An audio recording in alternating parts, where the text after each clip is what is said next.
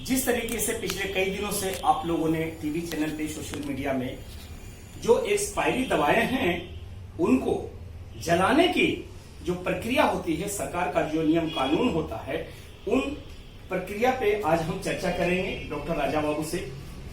Sir, सबसे पहले तो आपको बहुत बहुत सर बधाई हो, और दूसरी चीज है कि हमारे जो नेशनल भारत न्यूज चैनल है इसमें आपका बहुत बहुत स्वागत है। धन्यवाद।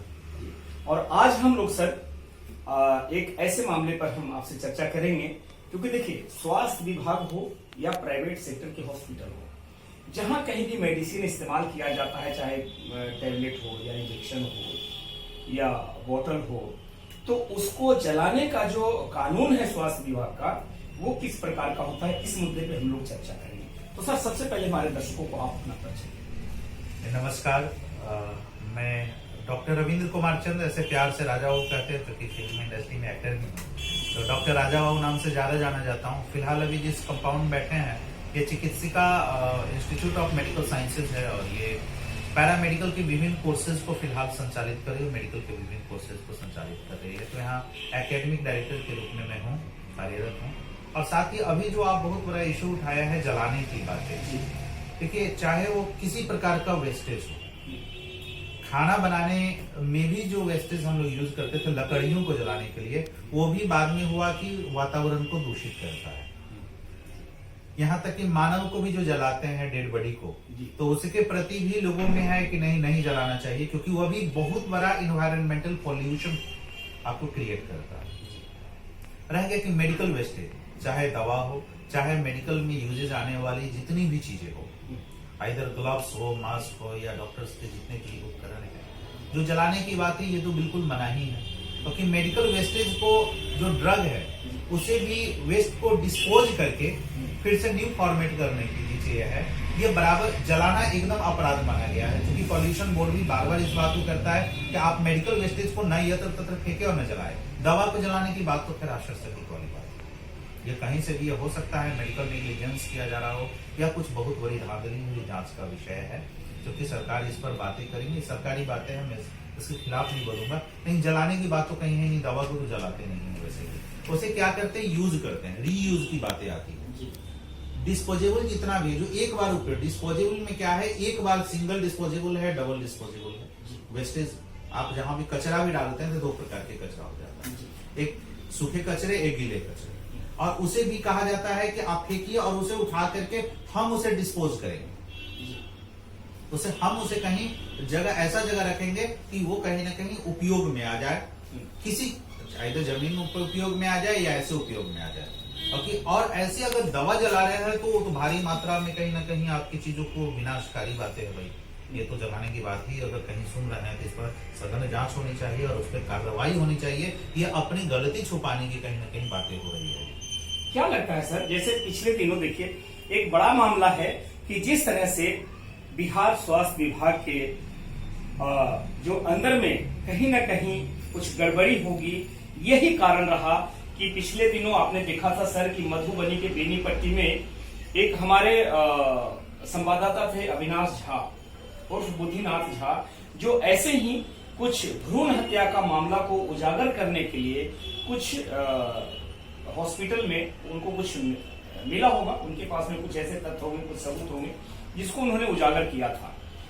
जब ये कंटिन्यू ये खबर चलने लगी टीवी चैनल पे, तो बुद्धिनाथ झा को कुछ अपराधी किस्म के लोगों ने उनको घेर करके पहले जिंदा जलाया और फिर मार दिया। ये मामला बड़ा हाईलाइट हुआ था। एक पत्रकार होने के नाते अगर समाज में कहीं करप्शन, भ्रष्टाचार, लूट मार, रेप, बलात्कार या किसी भी आपराधिक प्रवृत्ति का कोई घटनाएं घट रही है या असामाजिक कोई ऐसा कार्य हो रहा है जिसको समाज एक्सेप्ट नहीं करता है, उसको उजागर करना एक पत्रकार का अपना दायित्व बनता है। यही काम शायद जो अविनाश झा थे वो कर रहे थे, उन्हें जला करके मार दिया गया।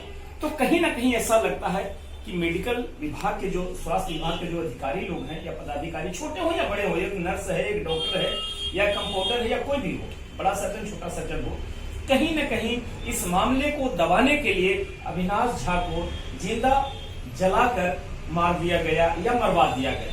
मामला ही बनता है। बिहार सरकार की तरफ से इस मामले को अभी तक जो अपराधी है जिन्होंने अविनाश झा को मारा है, वो अपराधी को अभी तक पकड़ने में, उनकी नाक में नकेल कसने में बिहार सरकार असफल है। ऐसा ही एक मामला पिछले दिनों माननीय मुख्यमंत्री नीतीश कुमार जी के गृह जिला के हरनौत पर लोग भी कर रहे हैं। कहीं भी मेडिकल वेस्टेज खुले में नहीं फेंकना है और न खुले में जलाना है। आप इसके लिए एजेंसी है, डिस्ट्रिक्ट लेवल पर या स्टेट लेवल पर एजेंसी, उस एजेंसी को दो, एजेंसी काम करेगी। आप ऐसे फेंक रहे ऑक्सीटोसिन जैसी चीजें, हो सकता है वहाँ बहुत बड़ी घटना हो सकती है। हार्मोन जला रहे हैं, शीशे जला रहे हैं, बहुत बड़ी घटना हो जाए। एक छोटे से शीशे में बम जलता है, बहुत को नुकसान कर देता है। तो जो भी एएनएम उसके लिए रिस्पॉन्सिबल नहीं है। रिस्पॉन्सिबल वहाँ के जो सीनियर मोस्ट पदाधिकारी है वो भी जिम्मेदार है। वो जिम्मेदार है। एएनएम को क्या है, उसको तो आदेश मिला हुआ कर दो जी, जला दो तो जला दो, जला दो। इसको क्या करना है सर, वो पूछी होगी, जला दो ना, हटा दो ना कुछ जी। और जला रही है दिन में, तो ये तो फिर सीना दिन में। मेडिकल डिस्पोजेबल एक्ट का हमेशा ये पालन नहीं है। ऐसे भी कहा जाता है मानव लाश को भी नहीं जलाना चाहिए, ह्यूमन डेड बॉडी है, क्योंकि आप उसे अगर धरती के अंदर डाल देंगे ना, तो बहुत सारे अकार्बनिक और कार्बनिक तत्व धरती को मिल जाएगी, बहुत सारे आपका न्यूट्रिशन मिल जाएगा। धरती में आज भी बहुत सारे लोग जलाने की प्रथा रखे, क्योंकि डेड बॉडी अगर धरती के अंदर जाता है तो वहां उर्वरक हो जाती है चीजें। तो अपने यहाँ तो खैर मान लीजिए संस्कृति में है बहुत सारी चीजें, संस्कृति में भी जो लोग वैदिक को मानते, वेद को मानते हैं, वो लोग नहीं जलाते हैं। जो लोग वेद को नहीं मानते हैं वो लोग जलाते हैं। जो लोग कुछ ऐसे धर्म वाले लोग हैं जिसमें जलाते ही नहीं है, यहूदी है, इस्लामिक लोग हैं या क्रिश्चियन लोग हैं, वो लोग नहीं जलाते हैं। या जो लोग कबीर पंथ को मानने वाले सन्यासी लोग हैं, वो लोग उसे क्या करते हैं, डाल करके डब्बे में छोड़ देते हैं कि धीरे धीरे धीरे धीरे धरती में डिस्पोजेबल होगा तो धरती की उर्वरक होगी। अरे हड्डी है, हड्डी में कैल्शियम फॉस्फोरस से मिलेगा ना धरती को, उसे प्लांट को तो मिलेगा। ह्यूमन तो उसी का रीयूज कर रहे हैं ना लोग। धरती तो साइकिल है, रीयूजेबल है। तो ये तो सारे घटनाक्रम समयकारी है। और दवा को जलाना कहीं से भी, और वह भी एक पीएससी लेवल पर जलाना, ये कहीं से भी जायज नहीं है। सर, इसके एवज में जो भी पदाधिकारी इसमें दोषी पाए जाते हैं, उनको मतलब कानूनी प्रक्रिया से क्या किया जा सकता है? तब अपने भी लॉ में है ये चीजें कि अगर ऐसे कोई दोषी पाए जाएं तो उनके लिए प्रशासन क्या कर सकता है, क्या एक्शन ले सकता है, या स्वास्थ्य विभाग के जो उच्च अधिकारी हैं, जो बड़े लेवल के अधिकारी हैं, उन पर क्या कार्रवाई करवा सकते हैं या कर सकते हैं? देखिए, ये तो खैर जूरिस्प्रूडेंस की चीजें हैं, लॉ की चीजें हैं, जो भी धाराएं होंगी उन पे लागू होंगी, क्योंकि ये जगन्य। और ये मामला एक्सपोज हुआ है। ये मामला पिछले कई दिनों से स्वास्थ्य विभाग के कई अधिकारियों के पास भी है, लेकिन जांच पड़ताल करने के लिए जब पीएससी के सदर एकंगर सराय प्रखंड के सदर के जो हॉस्पिटल के जो प्रभारी थे डॉक्टर प्रमोद कुमार, उन्हें जब मैंने सूचना दिया तो 1 हफ्ते के बाद वो घटना स्थल पे इस मामले की जांच करने गए, यानी 17 तारीख को जांच करने गए। तो सर, ये तरह जो फासला, 1 हफ्ते का जो फासला है, कहीं ना कहीं एक संदेहजनक है। इस पर आप क्या कहेंगे? एक पूरी की पूरी घटना बहुत ही विस्मयकारी है जी। आपने 2-3 घटनाओं का जो उजागर किया, जहां तक आप पत्रकारिता करने वाले लोग हैं, खबरी चैनल वाले लोगों का काम ही है खबर फैलाना जी। वह समाज में नकारात्मक हो या सकारात्मक हो, दोनों पक्षों को खबर के रूप में लोगों को बताना है। पहले भी खबर देने वाले समाज में कुछ लोग होते थे, जो नाई को दिया जाता था, अमुक की शादी है जाके कर दो, अमुक कर दो, या जो पोस्टमैन का काम होता था। तो इसी प्रकार एक चौथे स्तंभ के रूप में हमारे भारतीय जनता के बीच पत्रकारिता है। पत्रकारिता निष्पक्षता के साथ अपनी बातें रखने का काम करती है। ठीक है, आजकल बिक गए होंगे लोग, बिक गए होंगे, बातें अलग है। लेकिन आप अगर, जैसे आपने अविनाश झा या जिनका भी नाम बोले हैं, जिन्हें मौत के घाट उतार दिया गया, अपने यहाँ एक सबसे बड़ी समस्या है भारतीय समाज में, दर्शन की जो कमी है, कि हम समस्या गिनाने वाले को सुलझाने के बजाय समस्या गिनाने वाले को ही सल्टा दिया करते हैं। जी बिल्कुल। और उसमें कहीं ना कहीं सबसे बड़ा कारण है कि हमारी कमी दिखती है।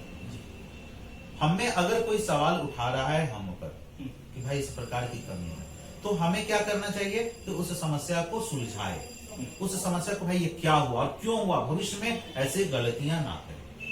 ये बहुत अहम पहलू है। उसके बजाय मौत के घाट उतार दिया गया। अगर 1 सप्ताह बाद उसी पीएससी परिसर में, प्राथमिक स्वास्थ्य केंद्र के परिसर में अगर घटना होती है, तब वहां के आला अधिकारी देखने जाते हैं, तो ये तो साफ बातें साबित होती है कि कहीं ना कहीं कि भाई उसमें मामले को लिपापोती कर रहे हैं। और अगर ऑक्सीटोसिन जैसा हार्मोन अगर जलाया जा रहा है, ये हार्मोन होता है, हमारे औरत के शरीर में बढ़ती है, जो कि लेबर बढ़ाने के लिए, क्योंकि जब माहवारी के इसमें जब डिलीवरी होता है, जिस समय डिलीवरी का वक्त आता है, तो महिलाओं का यूट्रस काम करने लगता है, लेकिन ज्यादा काम करे कि बच्चा को बाहर भेज सके स्वस्थ रूप से, इसके लिए उपयोगी कराते हैं। बड़ा इम्पोर्टेंट चीज हार्मोन, ये हार्मोन अगर इसको जला रहा है तो मतलब कहीं ना कहीं या तो दवा में गड़बड़ी है, या उस दवा की एक्सपायरी डेट यूज में पकड़ में आने वाली थी जला रहे हैं। तो आपको चाहिए कि आप सरकार को एजेंसी, जैसे हम लोग भी ट्रेनिंग देते हैं, तो अक्सर अपने स्टाफ को कहते हैं कि तुम्हारी जिम्मेदारी है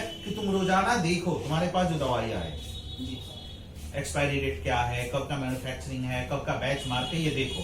अगर लगता है एक्सपायरी डेट या यूज्ड ड्रग्स है या खुले हुए ड्रग्स है जो काम नहीं करने वाले, तो उसे क्या करो, सिंबल बना करके सूचित करो सरकार को या एजेंसी को, भाई ये दवा डिस्पोजेबल है, ये दवा उपयोग की नहीं है, हम फिर से दवा नया बनाएंगे, नई दवा दीजिए हमें, हम यूज करेंगे। अगर जला रहे हैं मतलब कुछ ना कुछ बहुत बड़ी घटनाक्रम या बहुत मिलीभगत की सूचक है।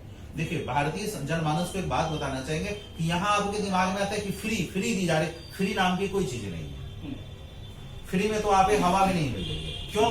आप जो टैक्स के रूप में सरकार को चंदा जमा करते हैं, जैसे क्या है ना, जब गणतंत्र में हम लोग जी रहे हैं, लोकतंत्र में जी रहे हैं, तो सारे लोग मिलकर के चंदा इकट्ठा करते हैं, 10 रुपए 5 रुपए विभिन्न कमाइयों के बीच से, और वो चंदा इकट्ठा सरकार जैसे एक शासन व्यवस्थापक के हाथ में दे दी जाती है कि भाई तुम इसके लिए हमारी चीजों की जरूरत पूरी करो।